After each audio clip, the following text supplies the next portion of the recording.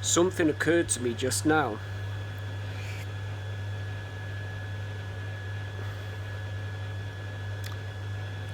And it got me thinking. I believe that some of the movies that have been created via the Warner Bros. And any other TV headquarters for that matter, some of the films that were created and executed could well have actually, in fact, been God the Father speaking to his creation. Now, this video is most probably bound to get some conspiracy theory hate, which I honestly couldn't care less, because I'm a born-again Christian. My heart belongs to the Bible, the Ten Commandments, judgments and statutes, as well as the Holy Spirit. And I do believe wholeheartedly that some of these films are actually, in fact, God's way in trying to get through to his creation, that this is happening all around us as we speak spiritually. We're just blinded by the noise, the hatred, the oppression, the greed, and only God knows what else of this world. I'll give you a prime example. Final Destination. I mean, okay, there are a lot of gory scenes and, extremely difficult and disturbing scenes to watch. But yeah, it gets you thinking. Some of the prophecies, or some of the prophecies that were prophesied of the accidents before they even happened, I believe wholeheartedly is God's way in getting through to his creation, as a friendly reminder to get through to the other people, to prevent souls from perishing.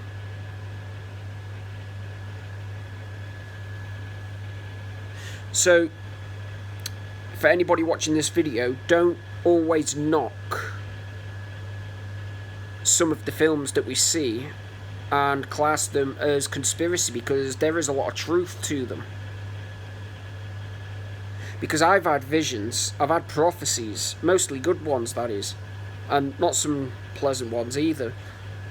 And this is really happening. I believe that there's a global awakening going on as we speak. Some of us are chosen by God the Father himself, not only to live our best lives and more holy for him, but to also save souls from perishing, to save lives from life-threatening situations. And some of us, we fear the idea of receiving prophecies. We fear the idea of prophecies, when in reality we should work with them. Because what if these prophecies are trying to tell us something? What if they're actually, in fact, trying to communicate with our soul?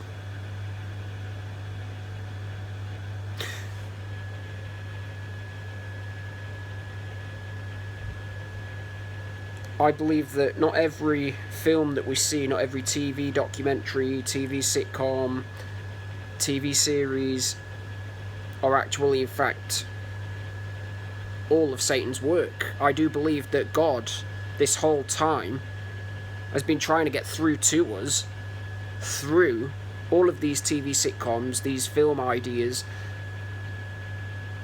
TV series,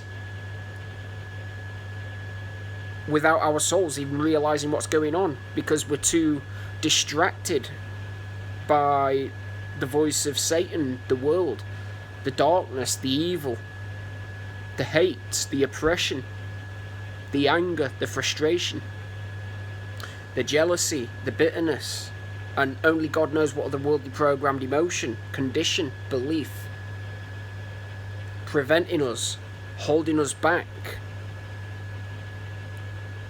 from understanding the bigger picture as to what's really going on within our physical lives and, the Earth's life for that matter. Because whether we want to admit it or believe it or not, we on a whole are perishing. The earth is perishing. Everything is decaying and burning up into flames.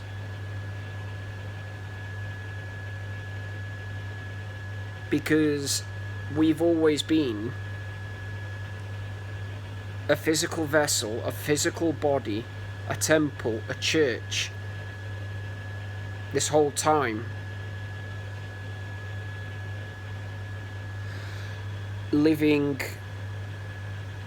two lives, two identities, and this has caused nothing but a lot of confusion, thanks to the government and the films that are, as a matter of fact, written in a satanic manner to plant fear and only God knows what other emotion, what other condition, belief within our minds and the minds of those that actually in fact acted out these scenes.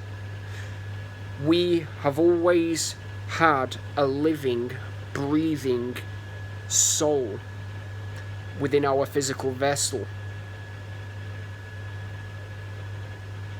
And the fact that we go through some of the mild worldly programmed emotions, such as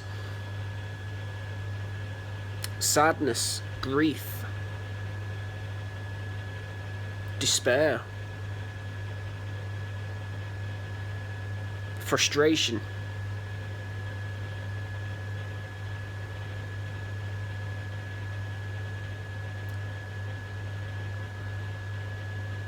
unhappiness, depression, and all of these other things, is because our soul is essentially trying to get our attention.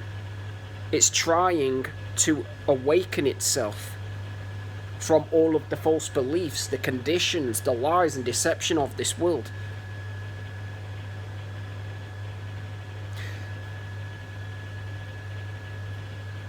And people are going to learn this the hard way when they happen to be chosen by God the Father. They too will experience good prophecies, good visions, just as much as they will experience ugly prophecies, uncomfortable prophecies, that is, visions.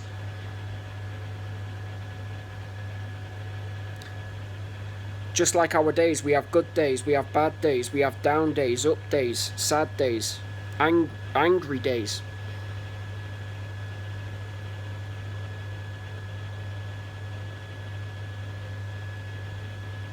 We should be grateful. We should be thankful and humble before God the Father, that even on the bad days and, the ugly days, that is, the storms as I'd like to call them, there's always something positive to take from them. Yet our minds are too focused on the doomy and gloomy, the bad, the ugly, the constant wickedness of this world.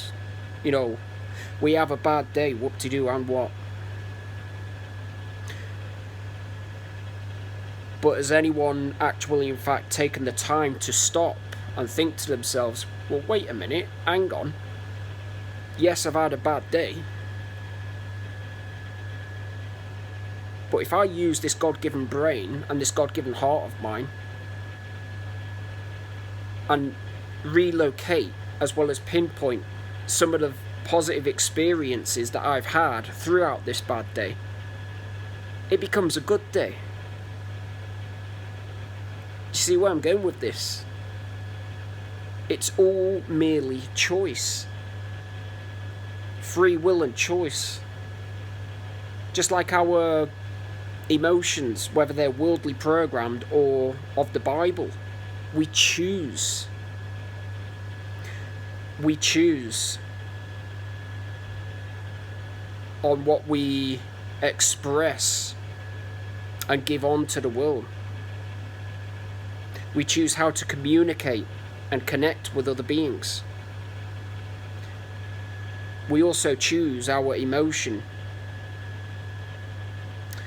in any difficult, or should I say tough, as well as difficult circumstances, as well as positive, soulful, and elevating experiences. Guys, I am not making this up. I am not making it up.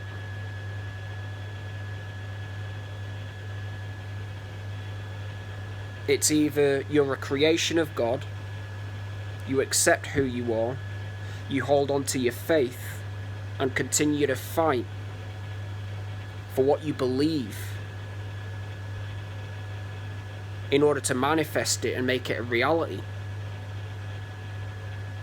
Or you live within sin and you spiritually die to the world, along with everything else that's decaying, that's burning up in flames. Me personally, I don't want to be a part of any of that.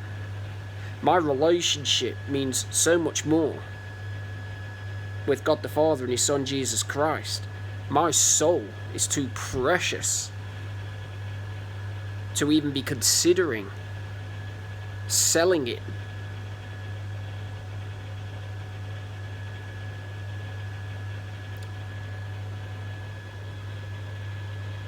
And there you have it, folks.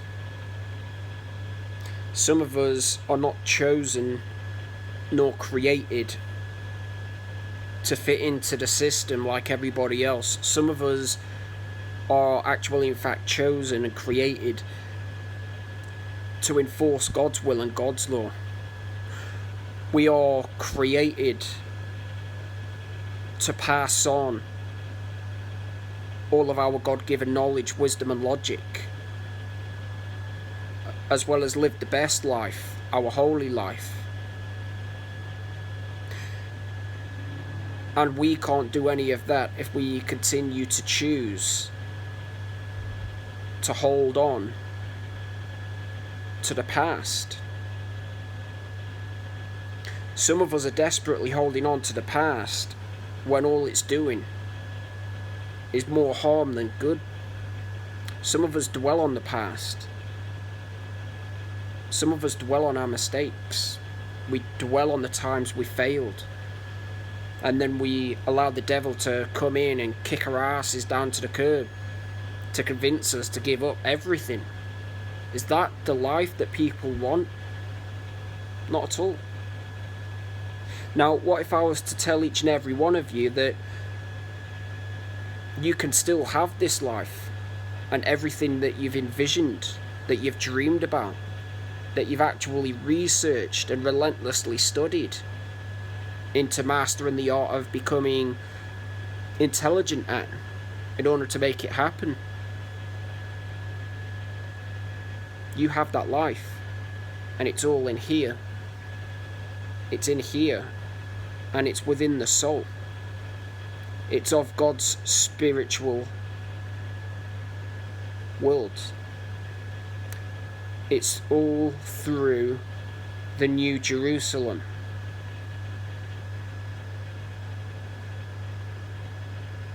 And the Holy Spirit's presence here on earth as much as it is in heaven. And there you have it, folks. I hope somebody actually takes the time to watch this and reflect on it, because at the end of the day, this, like I said, is going to cause a lot of confusion. It's also going to cause mixed emotions within many people's lives. But it's the truth. You know, you can't fake character, you can't fake persona, just as much as you can't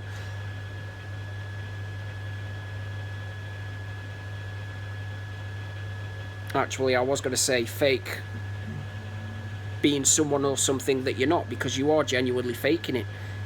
They're just worldly ideas, concepts, beliefs, conditions that we've implanted within our mind to build demonic character, demonic influence, preventing us from understanding and learning the truth for what it really is.